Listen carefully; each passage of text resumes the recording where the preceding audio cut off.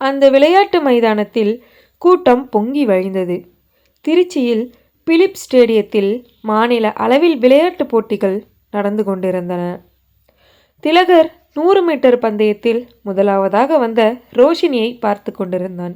எல்லோரும் அவளின் ஆட்டோகிராஃபுக்காக மொய்த்து கொண்டிருந்தார்கள். மாநில அளவில் பல விளையாட்டுப் போட்டிகளில் தங்க மெடல்கள் குவித்து கொண்டிருந்தாள் ரோஷினி.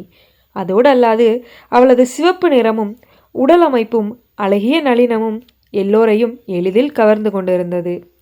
அடுத்த போட்டிக்கான அறிவிப்பை தொடர்ந்து உயரம் தாண்டுதல் போட்டிக்கு தயாராகி கொண்டிருந்தாள் ரோஷினி.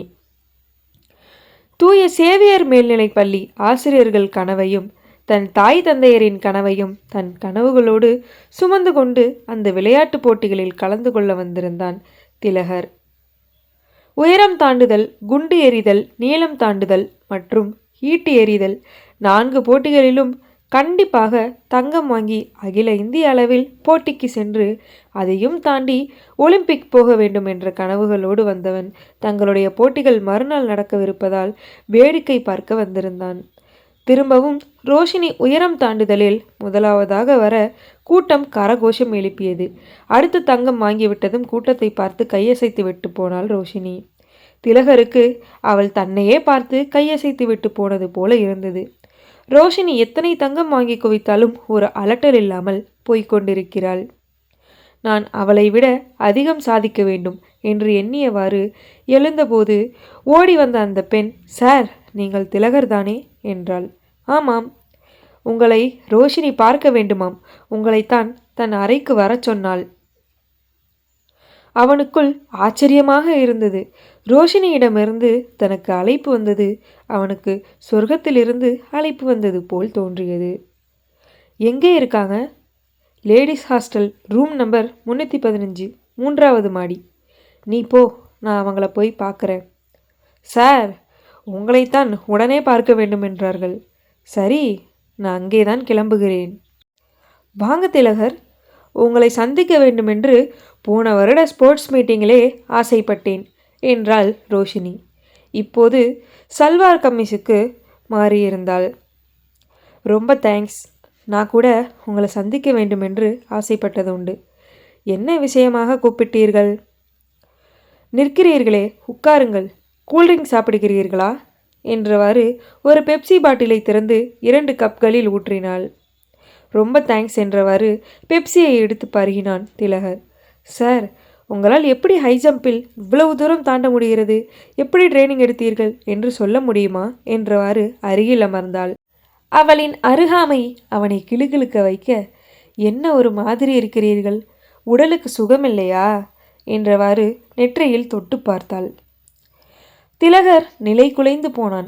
அவளுடைய அருகாமை, அவளிடத்திலிருந்து வந்த மனம் எல்லாம் அவனை எங்கேயோ அழைத்து சென்றது. என்ன திலகர் சார், ஒன்றுமே பேச மாட்டேன் என்கிறீர்கள் என்று அவன் கன்னத்தில் கை வைத்தாள். ஒன்றுமில்லை. உங்களுக்கு கோச் யார் என்றான் கொஞ்சம் சங்கோஜமாக. எனக்கு கோச் எங்கள் பிடி டீச்சர் தான். உங்களுக்கு இந்த சட்டை மிகவும் அழகாக இருக்கிறது. அவன் காலரை பிடிக்க திலகர் எங்கோ போய் கொண்டிருந்தான். ரோஷினி, என்ன விஷயமாக என்னை கூப்பிட்டீர்கள்?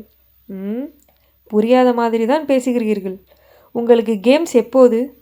நாளை காலையில் ஆரம்பிக்கிறது. ஐயையோ, நாளை திருச்சி சுற்றி பார்க்க உங்களை அழைத்து கொண்டு போகலாம் என்றல்லவா நினைத்தேன். என்ன சொல்கிறீர்கள் ரோஷினி? என் ஃப்ரெண்ட்ஸ் யாரும் வரவில்லை. என்னுடைய கேம்ஸ் எல்லாம் முடிந்து விட்டது. இனி மாரத்தான் போட்டிகள் நாளை மறுநாள் தான் நடக்கப் போகிறது. நாளை எனக்கு விடுமுறை. தனியாகத்தான் இருப்பேன். வர முடியுமா? அவனை கிரக்கமாக பார்த்தாள் ரோஷினி. அது நாளை நடக்கிற எல்லா போட்டிகளிலேயும் நான் கலந்து கொள்ள வேண்டியிருக்கிறதே இழுத்தான் திலகர். மற்றபடி உங்கள் விருப்பம் திலகர். நாளைக்கு மட்டும்தான் விடுமுறை. எனக்கு நாளைக்கு இல்லை. வருகிறேன். Very good. அவன் எதிர்பார்க்காதவாறு அவன் கன்னத்தில் முத்தமிட்டாள் ரோஷினி. இரவில் அவள் பள்ளியைச் சேர்ந்த விளையாட்டு வீரர்கள் அந்த விளையாட்டு மைதானத்தில் ஒரு ஓரத்தில் அமர்ந்திருந்தார்கள். என்ன ரோஷினி, நாளைக்கு திலகர் விளையாட வருவானா, இல்லை உன்னோட அழைத்து கொண்டு வெளியே போகிறாயா? நீ என்ன செய்வாயோ தெரியாது. அவன் போட்டிகளில் விளையாட வந்தால் நம் பள்ளிக்கு ஆண்கள் பக்கத்தில் ஒரு தங்க மெடல் கூட கிடைக்கப் போவதில்லை என்றான் சங்கர். கவலைப்படாதே, கண்டிப்பாக அவனை விளையாட்டு அரங்கத்திற்கு வர முடியாதபடி பார்த்து கொள்கிறேன் என்று சிரித்தாள் ரோஷினி. அவன் மட்டும் போட்டிகளில் கலந்து கொள்ளாவிட்டால் உயரம் தாண்டுதல் போட்டியில் தங்கம் எனக்குத்தான் என்றான் சங்கர். 100 மீட்டர் ஓட்டப்பந்தயத்தில் ஜெயித்து தங்கம் வாங்கப் போவது நான் தான் என்றான் பழனி. டிக்கஸ் த்ரோவில் தங்கம் எனக்கு தான் என்றான் நாராயணன். எல்லாம் ரோஷினியின் கையில்தான் இருக்கிறது என்றாள் தேவகி. கவலையே படாதீர்கள், திலகர் போன முறை 7 தங்கப் பதக்கங்களை தட்டிச் சென்றான். நம் பள்ளிக்கு 1 கூட கிடைக்காமல் போனது. இந்த முறை அவன் எந்த போட்டிகளிலும் கலந்து கொள்ளாமல் பார்த்து கொள்ள வேண்டியது என் பொறுப்பு என்றாள் ரோஷினி. வெரி குட் என்றான் சங்கர் ரோஷினியை பார்த்து கண்ணடித்து கொண்டு. இரவில் தூங்க முயற்சி செய்து கொண்டிருந்தான் திலகர். ரோஷினியின் எதிர்பாராத முத்தமும் அவள் அருகாமையும் அவள் அங்கங்களின் உரசலும் எண்ணம் முழுவதும் அவளையே தேடிக்கொண்டிருந்தது. எத்தனை பேர் கனவுகளை சுமந்து கொண்டு தங்கப்பதக்கங்களை தட்டிச் செல்ல வந்தேன். இந்த முறை தங்கம் வாங்கவில்லை என்றால் அகில இந்திய விளையாட்டுப் போட்டிகளுக்கோ அதற்கு அடுத்து ஒலிம்பிக்கிற்கோ போக முடியாது. காலையில் திலகர் யோகாசனம் செய்து கொண்டிருக்கும் போது வேகமாக புயல் மாதிரி உள்ளே நுழைந்தாள் ரோஷினி. திலகர் இன்னும் கிளம்பவில்லையா என்று கேட்டவாறு. இரு, புறப்பட வேண்டியதுதான் என்று அவன் எழுந்ததும் திரும்பவும் அவளின் எதிர்பாராத முத்தத்தால் தாக்கப்பட்டான். வெரி குட் பாய், சீக்கிரம் எழுந்து குளித்துவிட்டு கிளம்புங்கள் என்றவாறு அருகில் இருந்த நாற்காலியில் அமர்ந்து தினசரி எடுத்து படிக்க ஆரம்பித்தாள் ரோஷினி. கொஞ்ச நேரத்தில் குளித்துவிட்டு ஸ்போர்ட்ஸ் உடை அணிந்து கொண்டு வந்த திலகரை பார்த்து திடுக்கிட்டு, என்ன திலகர், என்னோடு வருவதாக சொன்னீர்களே என்றாள் கோபத்தோடு. ரோஷினி, மத்தியானம் வரை போட்டிகளில் கலந்து கொண்டு விட்டு கிளம்பலாமே.